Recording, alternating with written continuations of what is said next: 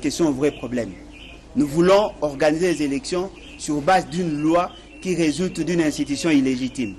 Il y a des gens qui n'ont pas été élus, qui se décident de nous donner une loi portant organisation et fonctionnement de la CENI, et ils ont taillé cette loi sur mesure justement pour permettre à Félix Tshisekedi de se maintenir au pouvoir en violation de la volonté du peuple. Nous sommes dans la logique de la révolution. Nous ne sommes pas dans la logique des élections. Nous sommes mal placés pour répondre à votre question. Mais je vous dis, aujourd'hui, il a été démontré noir sur blanc que ceux qui sont là, qui sont chargés de sélectionner ou sinon de présenter les candidats, la personne qui va présider la CENI, ont été corrompus. C'est ça le vrai débat. Avec autant d'insuffisance et autant de maladresse. Nous considérons que la majorité silencieuse doit prendre la question à bras le corps et imposer un changement radical pour l'intérêt de tous. Ça, c'est notre vision. Mais il faut quitter ces niveaux-là. Il faut aller au-delà. Au-delà veut dire quoi? Il faut réfléchir au-delà de ce qu'il y a. Si vous vous limitez à rester dans les carcans qu'on vous présente par la politique ou par les politiciens du pouvoir, le pays est perdu. Nous avons besoin d'un changement. Les changements demandent à ce que nous réfléchissions au-delà de ce qu'il y a. Et c'est ce que je vous propose aujourd'hui. Nous avons un problème de gouvernance et nous devons réfléchir ensemble. La question de la CENI ne peut pas être résolue avec des solutions approximatives. Il faut aller au-delà. Et ce n'est pas ce que nous avons constaté. Nous voulons un changement radical. Nous ne voulons pas que le pays soit pris en otage par des âmes perdues. Nous avons besoin de changements. Et le changement passera par la prise en charge de la question politique. Alain Bolo doit se battre pour un changement et non pour affronter les élections. Non, un changement radical. Les élections, c'est juste un objectif. Ce n'est pas la finalité. Si c'est Bemba qui a fabriqué Fayoulou, lui et Katumbi, oui, ce qui veut dire que quelque part, ils avaient un problème sérieux. Si Fayoulou ne représentait pas grand-chose, il pouvait aussi fabriquer Maman Bazaïba. Ce n'est pas ça le souci. Parce qu'en réalité, si nous étions dans un pays normal, avec des gens normaux, on devait plutôt insister sur l'organisation, sur le fonctionnement et sur le mécanisme de financement. Quand ils sont allés à Genève, on a sélectionné parmi tant d'autres. Qu'est-ce qui fait que Fayoulou puisse se retrouver là où on pouvait prendre la décision de choisir les candidats présidents? De la même manière qu'il profite de son positionnement pour préparer la tricherie. Nous sommes dans le même contexte. C'est la même situation que vous avez connue. Nous avons connu en 2006. C'est la même situation.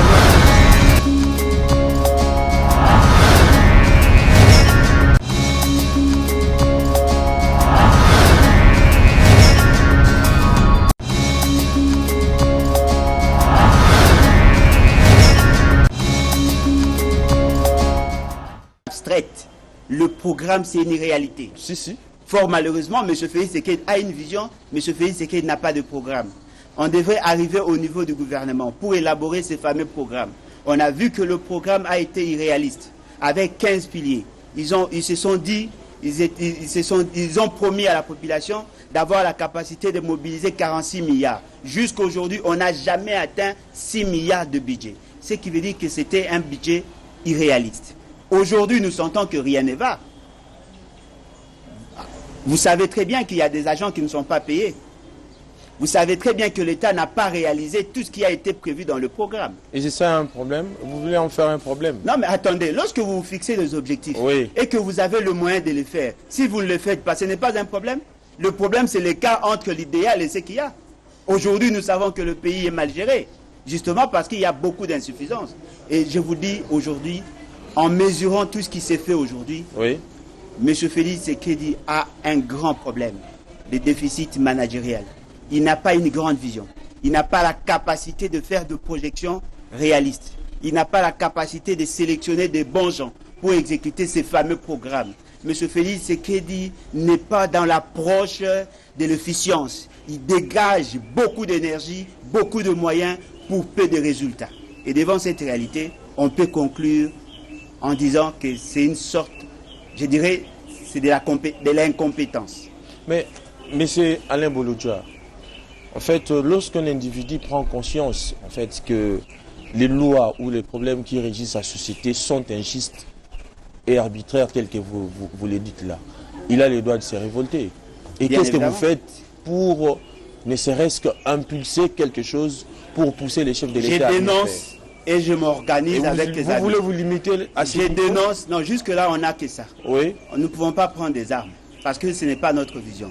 Nous dénonçons et nous nous organisons pour que plus jamais nous ayons de présidents comme Félix Tshisekedi. Vous vous organisez comment? Non, En mais nous sommes dénonçant une tout organisation politique. Nous sommes Oui. une organisation politique. Nous poussons la population à prendre à bras le corps la question et à enclencher l'article 64. Voilà. Entretenez-vous de bonnes relations avec Martin Fayulu, Martin Fayulu, c'est un partenaire pour certains points. un partenaire à qui vous partagez la même vision? Non, Oui. nous n'avons pas la même vision, mais nous avons la même doctrine. En termes de respect strict de la volonté de la population, en termes de vision de développement. Mais pour le reste, en termes d'approche, on n'a pas la même approche. Parlons maintenant de l'actualité politique qui défraie la chronique en ce moment. C'est en fait la désignation des membres qui doivent piloter la Commission électorale nationale indépendante. Vous le savez, Marcelin Outembi est monté au créneau pour dire que il y a eu un consensus s'est dégagé pour la désignation des membres, mais la primaire reste au niveau de l'Assemblée nationale. Vous, en tant que politique, comment interprétez-vous ces problèmes? Bon, si on considère que c'est une évolution, moi je considère que nous pataugeons en fait. Nous sommes toujours dans l'incertitude. Il y a eu un revirement en 180 degrés. Et les gens pensent que nous sommes en train d'évoluer. Ce sont des solutions palliatives. La première des questions, comment peut-on accepter que quelqu'un qui n'a pas été élu puisse diriger la République alors que nous avons opté pour une démocratie Qui n'a pas été populaire? élu? Monsieur Félix Tshisekedi est le fruit des arrangements entre Kabila et lui. Et qui a été élu alors? Non mais c'est Fayulu. Fayulu a été élu. Bien évidemment, Fayulu a été élu mais n'a pas été proclamé élu. C'est connu de tout le monde. Et déjà, Vous oubliez que Fayulu c'est un accident de l'histoire fabriqué par Bemba et Katumbi. Bon, Ils si ont, c'est en fait, Bemba, roulé. si c'est Bemba qui a fabriqué Fayulu, lui et Katumbi, Oui. ce qui veut dire que quelque part, ils avaient un problème sérieux. Si Fayulu ne représentait pas grand-chose, il pouvait aussi fabriquer Maman Bazaïba. Mais vous le savez bien que Bazaïba n'avait pas postulé. Non, mais pourquoi il n'a pas postulé? Parce que si Bemba voulait faire de quelqu'un président, il allait plutôt choisir le membre de son parti. Ou sinon lui-même, pourquoi n'a-t-il pas postulé? Et puis ce qui est vrai, Oui. quand ils sont allés à Genève, on a sélectionné parmi tant d'autres. Qu'est-ce qui fait que Fayulu puisse se retrouver là où on pouvait prendre la décision de choisir les candidats présidents? On ne peut pas revenir à ça Non, parce que vous le savez pertinemment bien que Félix Tshisekedi a été roulé par les autres. En fait, c'est pas les autres, vous citez Bemba et Moïse Katumbi. Non, en fait, c'est aussi Martin Fayulu. Ah. Moi, je n'ai pas parlé de Bemba. Martin Fayulu ne représentait qu'une seule voix, mais il est passé. Il a poussé l'autre de lui voter et qu'au retour, lui n'a pas fait autant. Non, mais même si Félix Tshisekedi ne votait pas pour Fayulu, Oui. il allait obtenir combien de voix? C'est ça la question. Mais allez, Bolodja, entre Félix Tshisekedi et Martin Fayulu, qui incarne un leadership à la dimension du pays? Martin Fayulu est le fruit de ses propres efforts. Félix Tshisekedi est un héritier mal encadré. Mais pourquoi faire Non, l'apologie d'un monsieur qui n'a même pas été, qui n'a même pas étudié? Qui? Non, vous voulez parler de qui? De Félix qui pourquoi m'en prêter des... Non, mais vous voulez dire quoi? Qui n'a même pas quoi? Moi, je dis ça. Qu'est-ce que j'ai dit? Voilà. Je n'ai rien dit à propos de Félix. Je crois que M. Bemba, M. Moïse Katumbi sont mieux placés. Je parle de Martin Fayulu.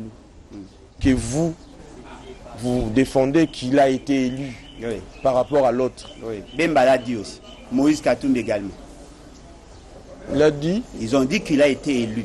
Et c'est l'avis aussi de la Cour constitutionnelle. Non, mais Bemba l'a dit après. Après que la Cour constitutionnelle ait prononcé les résultats des... Mais la question que l'on doit se poser de toutes nos lèvres est celle de savoir pourquoi, si réellement il a été élu, pourquoi il n'est pas reconnu comme étant président? Non, mais c'est justement parce que le système s'est imposé. C'est la même manière qu'il profite de son positionnement pour préparer la tricherie. Nous sommes dans le même contexte. C'est la même situation que vous avez connue. Nous avons connu en 2006. Revenons à la désignation alors. La désignation. Non, mais ça, ce sont des faux débats. Nous nous posons de mauvaises questions aux vrais problèmes.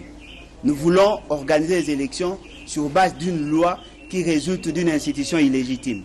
Il y a des gens qui n'ont pas été élus, qui se décident de nous donner une loi portant organisation et fonctionnement de la CENI, et ils ont taillé cette loi sur mesure justement pour permettre à Félix Tshisekedi de se maintenir au pouvoir en violation de la volonté du peuple.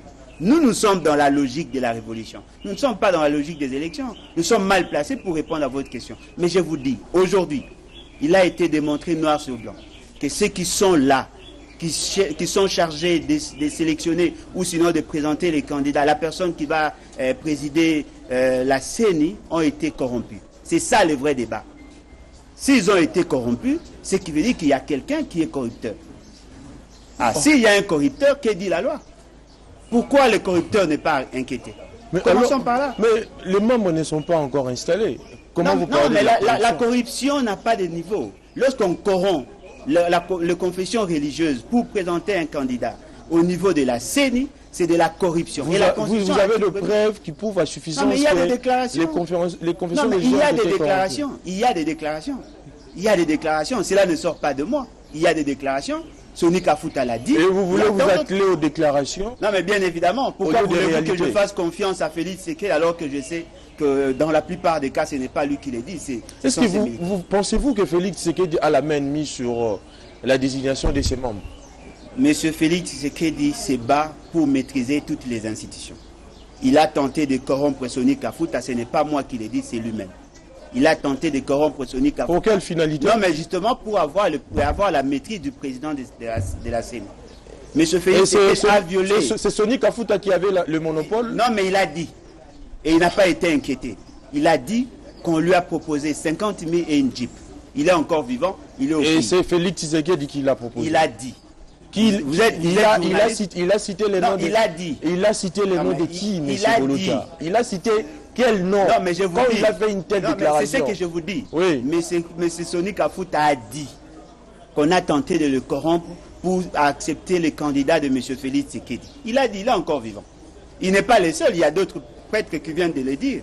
Ce qui veut dire qu'aujourd'hui, nous savons que M. Félix Tshisekedi veut nous amener dans les antivaleurs. C'est que nous combattons.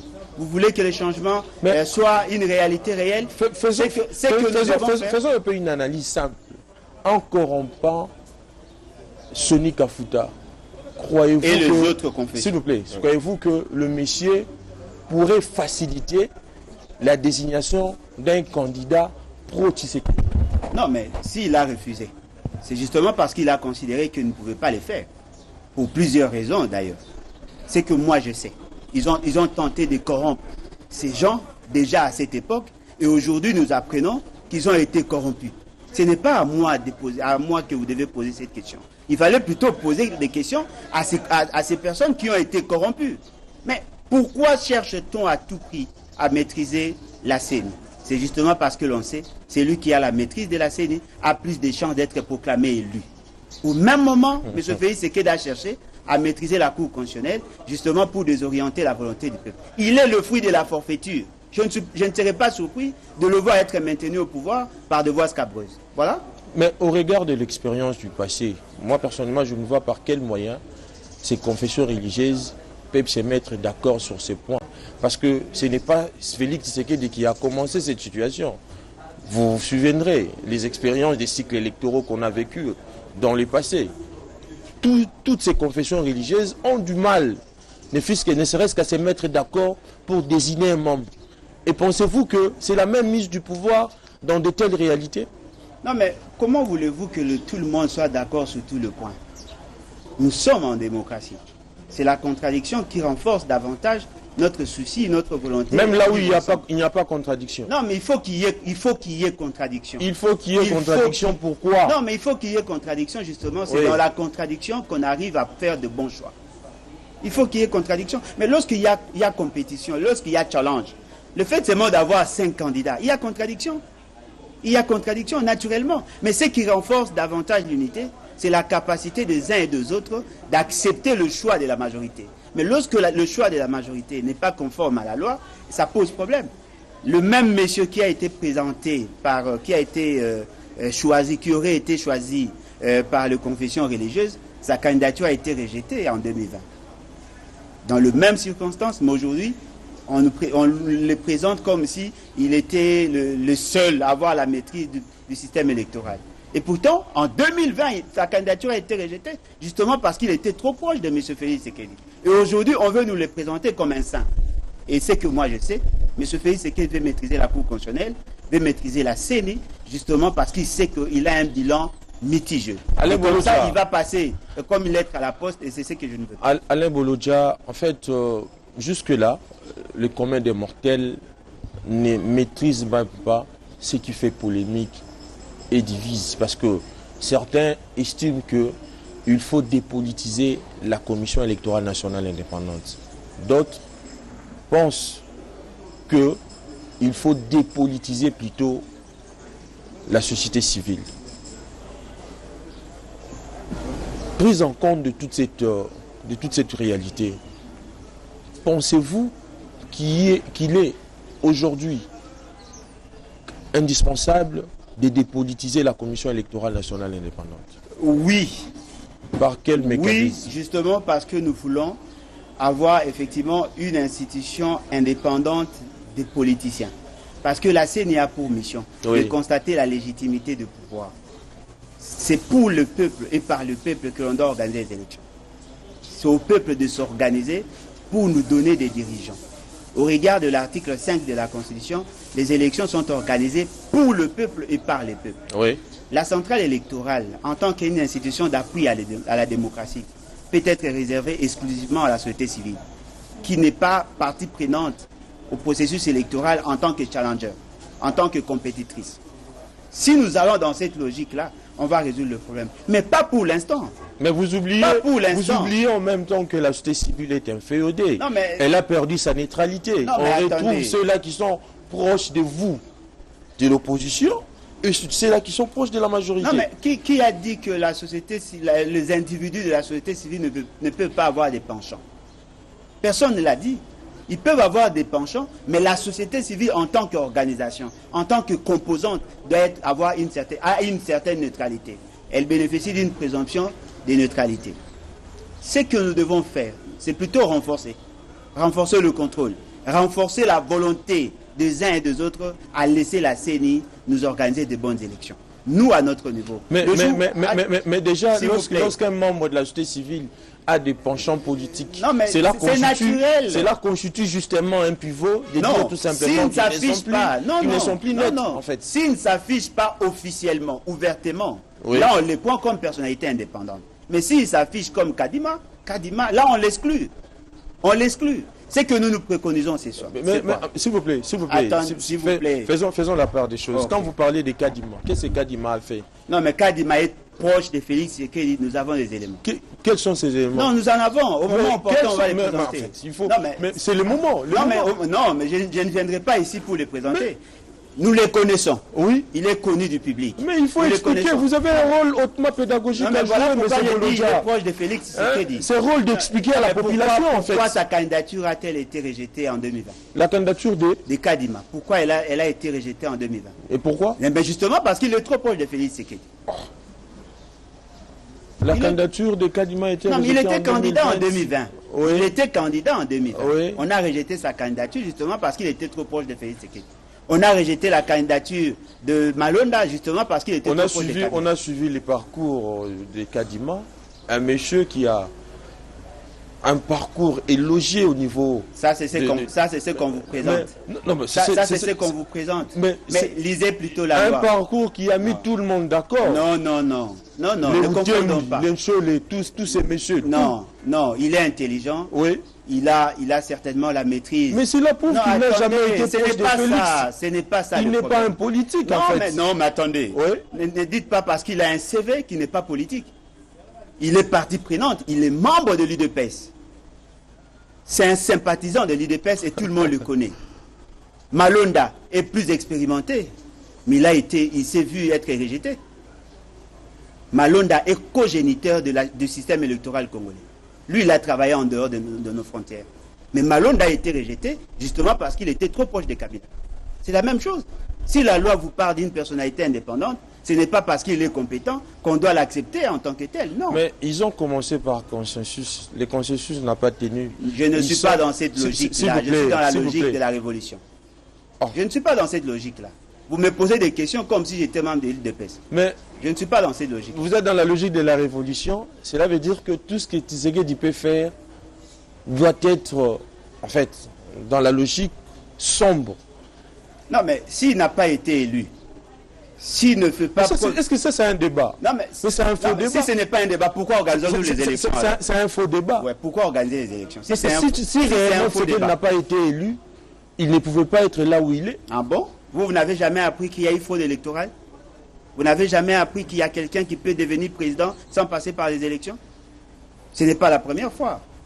C'est que nous voulons vous dire. Oui. Le besoin de la société aujourd'hui nous impose la révolution. Nous devons arriver à enclencher l'article 64 pour que nous puissions balayer la cour et permettre à l'État d'avoir un nouvel élan. Si nous n'arrivons pas à le faire, on va tourner en rond parce que le pays a besoin du changement, un changement radical. Mais quand vous parlez de vous, vous êtes au nombre de combien là? Non, mais vous voulez que nous soyons au nombre de combien? Oui. Je peux être seul. Parce que Alain Bolodja seul... Je peux être seul. Va être incapable voilà de pourquoi mieux faire. Je prends mon temps. Oui. Je prends mon temps. Nous faisons passer les messages. Il y a des gens qui vont comprendre. Mais je vous informe, on est très nombreux. Oui. Vraiment nombreux. Et on va agir. Et pensez-vous que le nombre va booster les choses? Non, le changement n'est pas le fruit de nombre. Oui. C'est la qualité et la détermination. Et vous avez quelle qualité, vous?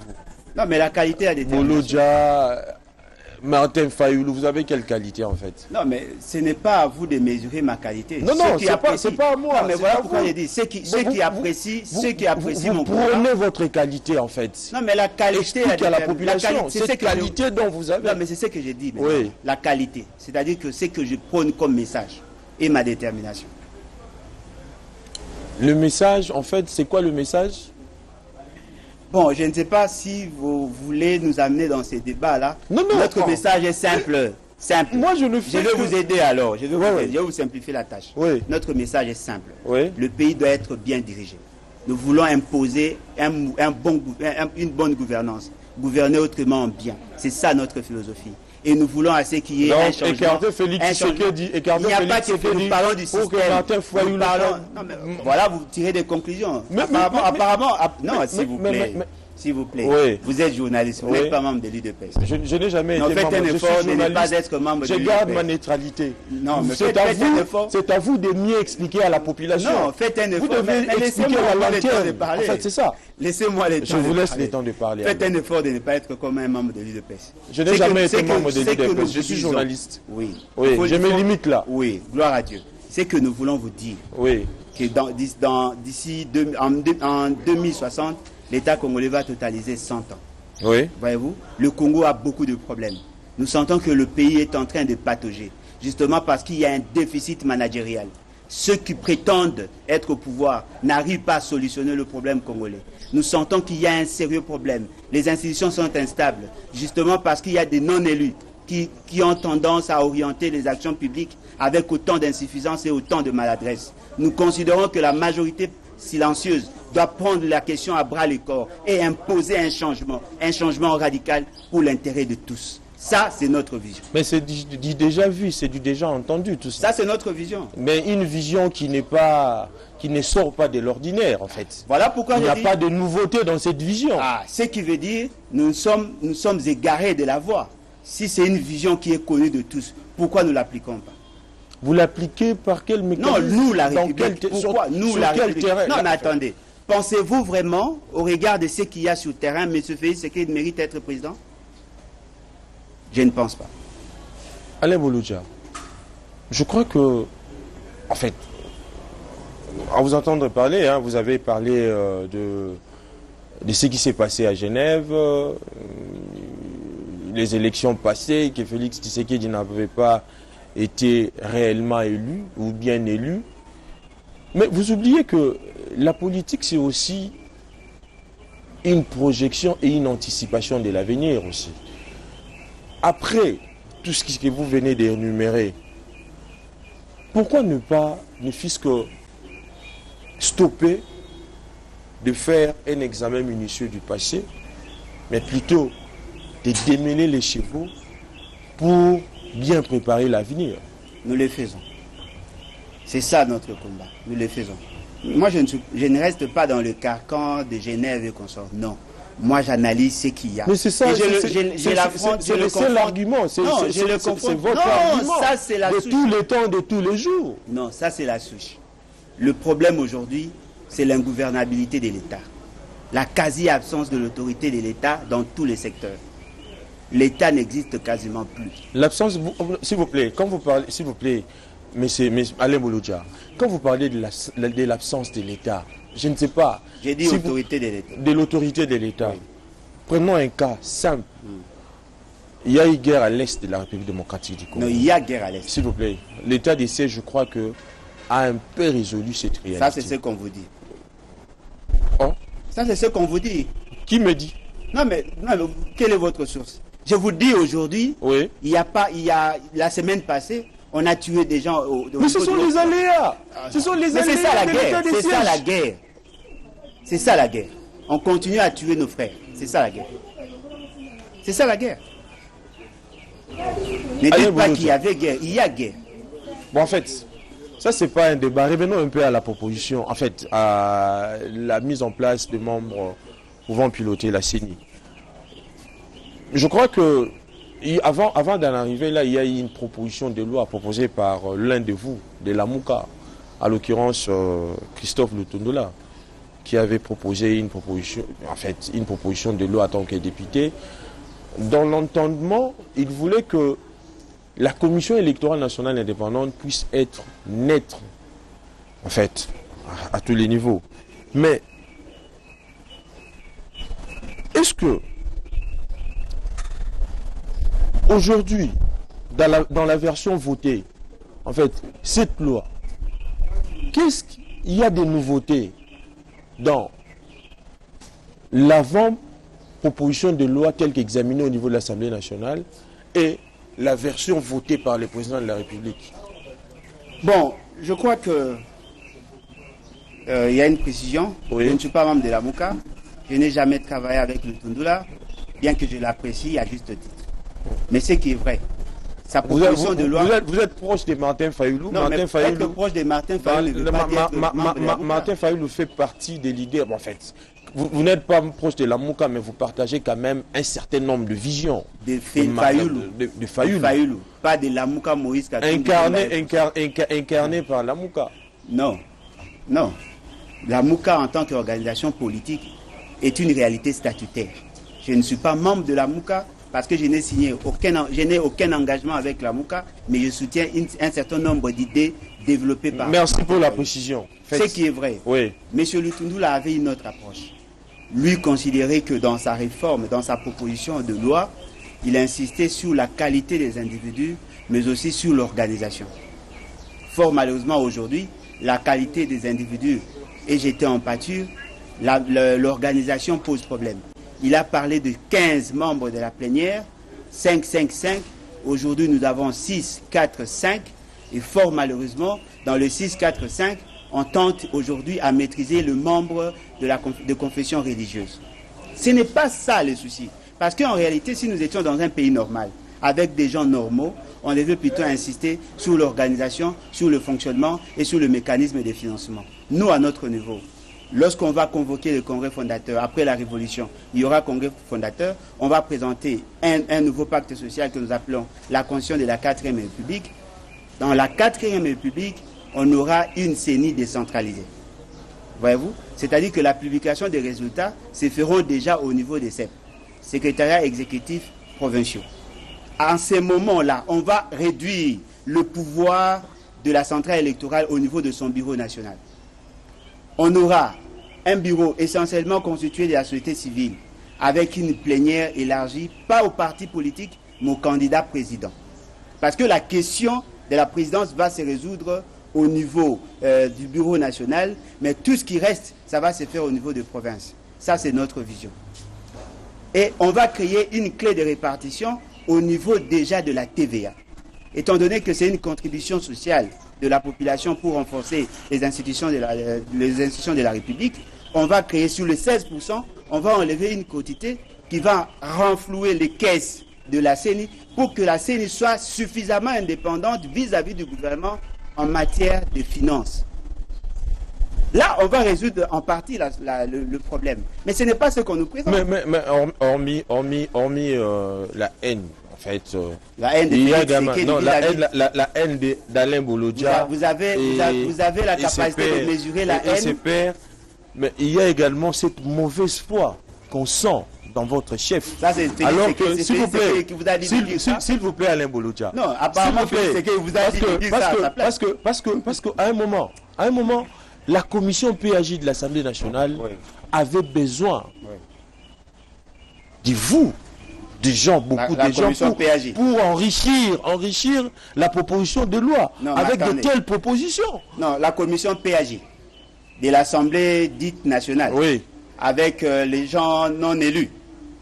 Mais Lutundu a fait la proposition. Non, les gens non élus, attendez. Quand vous parlez des gens attendez, vous cautionnez la quand vous parlez des gens non élus, Martin Fayoulou allait carrément décliner l'offre, en fait. Mais au moment où nous parlons, il y a si c'est une dame qui siège à sa place. C'est la preuve à suffisance qu'il continue toujours à bouffer l'argent. Pour vous, de l'Assemblée nationale, des institutions de la République. Pour vous, les référentiels de quand vous parlez de non-élus, alors que vous avez des députés au niveau de l'Assemblée nationale. Le vous, là, c'est qui? Apparemment. S'il vous plaît, le vous, j'ai fait allusion à votre... J'ai fait allusion à votre maître. Votre maître Martin Fayoulou, qui a des députés au niveau de l'Assemblée nationale. Vous avez Ados Nombas. Ça, c'est une insulte. Qu'est-ce que vous entendez par maître? Un partenaire n'est pas un maître. Moi, je ne suis pas un sujet pour être... je ne suis pas un animal ou un sujet pour dire que M. Fayoulou, c'est un maître. M. Fayoulou, c'est un partenaire. Vous savez, si vous êtes dans la vision d'une religion, vous risquez de vous perdre. M. Fayoulou, c'est un partenaire. Nous voulons vous dire ceci. Les changements tant souhaités par tout le monde a un prix. Arrêtez de faire des analyses superficielles. Vous risquez de condamner le pays à la pauvreté éternellement. Le développement ne se décrète pas. Nous devons poser de bonnes actions pour que nous arrivions à atteindre cet objectif-là. Aujourd'hui, vous nous parlez de la réforme, des propositions. Lutundu a fait une proposition. Cette proposition n'a pas été prise en compte. Mais malgré cette réforme, vous voulez vous découdre tout simplement de votre position politique sans pour autant tenir compte de toute cette réforme. Vous vous appelez réforme. Qu'est-ce que vous entendez par réforme? Ces réformes adaptatives, un changement opéré, en fait. Non, mais attendez. On quitte de 13. La loi Lutundu l'a fait partie des réformes. Non, la loi Lutundu n'a pas été prise en compte. On a juste pris le nombre. Allez confronter les deux.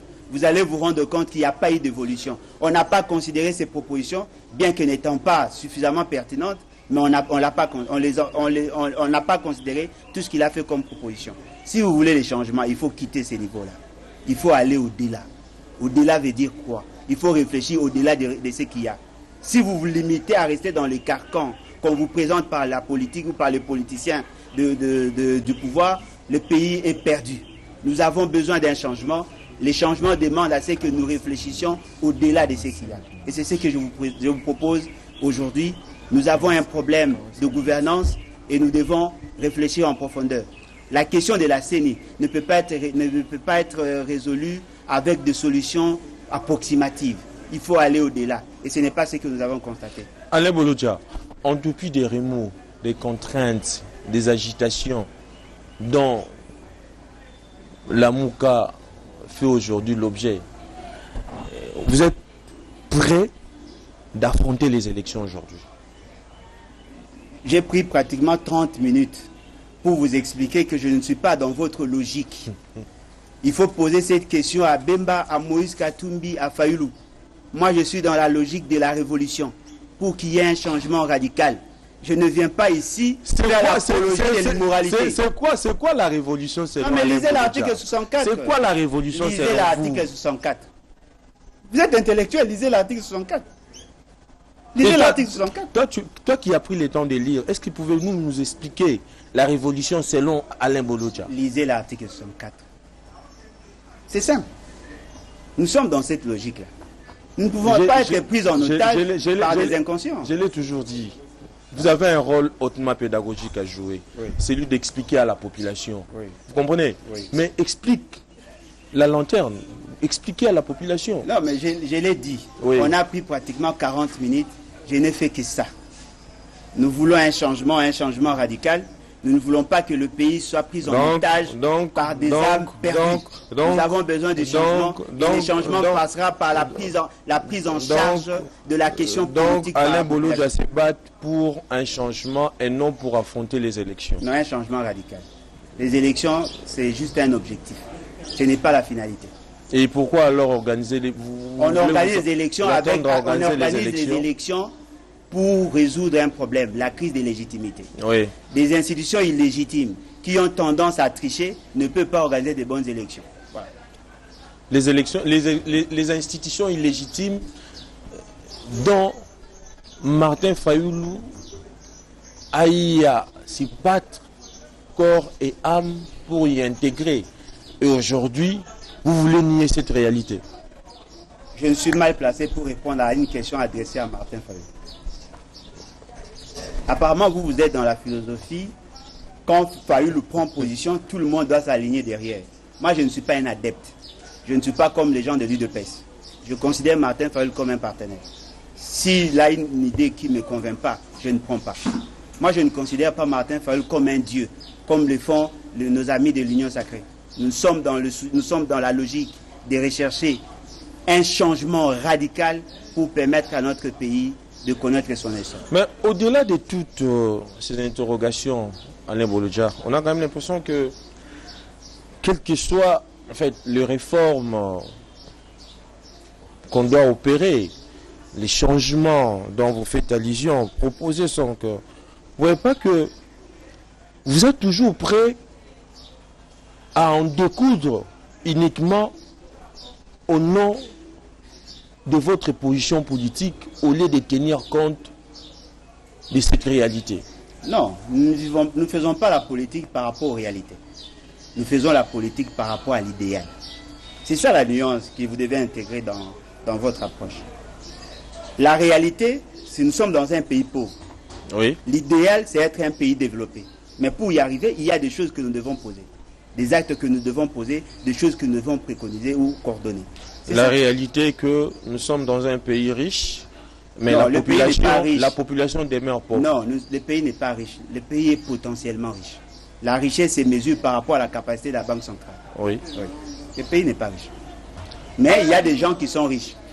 Alain Bolodja, en créant la nouvelle classe politique de l'opposition, et vous êtes en même temps initiateur de Lèvons-nous et baptisons. Quel est donc votre cheval de bataille face à cette connotation? La nouvelle classe politique de l'opposition reste un caucus. Oui. Les BAT, c'est un parti politique en gestation. On va muer la nouvelle classe politique de l'opposition en un regroupement politique. Mais pour l'instant, nous travaillons sous le label de la nouvelle classe politique de l'opposition, tout en étant initiateur du parti. Notre parti a une vision suffisamment claire. Nous voulons les changements et les changements tout de suite. Et pour y arriver, nous devons faire en sorte que nous atteignions d'abord les objectifs de cette constitution, que nous allons changer à tout prix, parce qu'on va présenter une nouvelle constitution avec un nouveau pacte sur base d'un nouveau pacte social. On va tout faire pour que nous donnons une autre orientation afin que le Congolais soit mis en position d'opérer leur croissance économique individuelle. Si aujourd'hui, nous arrivons à imposer une nouvelle vision par rapport à notre démarche, pas imposer dans le sens d'imposer aux autres, mais à imprimer dans le cœur du Congolais. Si on arrive à accepter notre vision, on va donner une nouvelle orientation et cela va permettre à la population de vivre le mieux-être. Vous savez, j'ai eu la chance ou l'opportunité de faire le tour du Congo. Oui. Le Congo est en retard en termes de développement. La population souffre. Ne vous limitez pas seulement de voir ce qui s'est fait à Kinshasa. Nous avons 145 territoires. Nous avons 850 secteurs et chefferies. Nous avons 5000 groupements. Nous avons 55 000 villages. Voyez-vous? Et la quasi-majorité des Congolais n'ont même pas de l'aspirine. Ce qui veut dire que la situation va de mal en pire. Et nous espérions, avec les élections, on allait connaître une alternance avec alternative. Ce n'est pas ce que nous vivons. M. Félix Tshisekedi et M. Kabila ont désorienté la volonté du peuple. Et aujourd'hui, nous sentons qu'il y a un problème de gouvernance. Nous sentons qu'il y a des tâtonnements, autant d'insuffisances, autant de politiques contradictoires, autant de maladresse en termes de gestion. Lorsque les autres manquent de tout, vos politiciens s'engraissent et vivent aujourd'hui avec une obésité financière. Ce qui veut dire que nous n'avons pas atteint l'objectif constitutionnel. Et si vous voulez les changements, venez adhérer et ça sera une bonne chose. Mais malheureusement, après l'accession de l'UDPS au pouvoir, l'opposition n'existe que de Nord. Ah, voilà une raison de plus pour combattre l'UDPS. Une raison de plus pour combattre l'UDPS joue en même temps le rôle de l'opposant et aussi du pouvoir. Voilà, en fait. Une raison de plus. Ça prouve à suffisance que vous ne faites absolument rien. Là. Vous ne faites que étaler une litanie d'idées dans des médias, et ainsi de suite. Non, mais parce que vous êtes habitué, qu'est-ce que vous faites? Voilà le réflexe. Vous pensez, Alain Bolodja, nous sommes arrivés pratiquement à la fin de cette émission. Heureusement que j'ai la parole. Heureusement que j'ai la parole parce que vous l'avez déjà donné. Ce qui est vrai. Vous êtes habitué à avoir une opposition des muscles. Des gens qui ont passé près de 37 ans dans la lutte sans pondre de bonnes idées. Lorsqu'on est dans l'opposition, on présente une alternative. Vous arrivez au pouvoir, vous appliquez ce que vous avez. Les bonnes idées sont là, la gratuité de l'enseignement. Les bonnes idées sont là, les renouvellements. Un président qui vous dit... Le pays avec les institutions de Bretton Woods. Voilà, les bonnes idées sont là. Les bonnes idées sont là, la bonne foi du président. Envie de... Mais comment mesurez-vous la bonne foi, cher ami? Mais ça, c'est tout. C'est mon mot de la fin. Oui, vous avez un mot pour conclure alors. Comment mesurez-vous la bonne foi de M. Félix? Je ne vous pose pas la question. Mais laissez-moi. Ça va. Le problème, c'est que vous avez des gens qui sont excessivement incompétents. Vous ne mesurez pas leur degré d'incompétence, justement parce que vous le laissez dans les émotions. S'il vous plaît. Mais s'il vous plaît. Non, attendez. Des fois aussi, il faut contrôler vos mots. Non, mais j'ai dit, l'incompétent n'est pas une insulte, c'est un constat.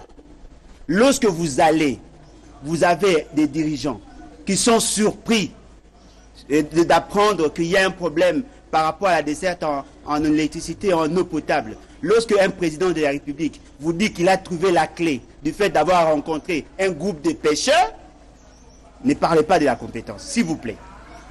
Un président, quand vous entrez en fonction, vous avez un programme. Vous connaissez le problème de la population et vous apportez des solutions. Mais lorsque le président... Mais vous oubliez que le Congo a encore un long chemin à parcourir. Non, mais justement parce que vous avez des invertébrés à la tête du pays. Avant de se prononcer au bien-être de sa population. Non, il ne faut pas dire ça. Il y a tant de problèmes que le pouvoir doit résoudre. Moi, j'étais en 2006. On ne doit pas seulement se limiter au niveau du bien-être de la population. En 2006, j'étais membre de l'Union de la Nation. Voyez-vous, ceux qui me connaissent le savent. C'est d'ailleurs votre conclusion. Oui, on était porteur d'un programme. Et ce programme était porté par Bemba. Tous les secteurs de la vie nationale étaient repris dans ces programmes-là. Ça, c'est de la compétence. Si vous ne savez pas concevoir de bons programmes, vous êtes incompétent. Dites à ce fait de vous présenter son programme. Dans quelles sont ces politiques en matière de transport, en matière de l'alimentation, en matière de l'agriculture. Il n'y en a pas. Voyez-vous?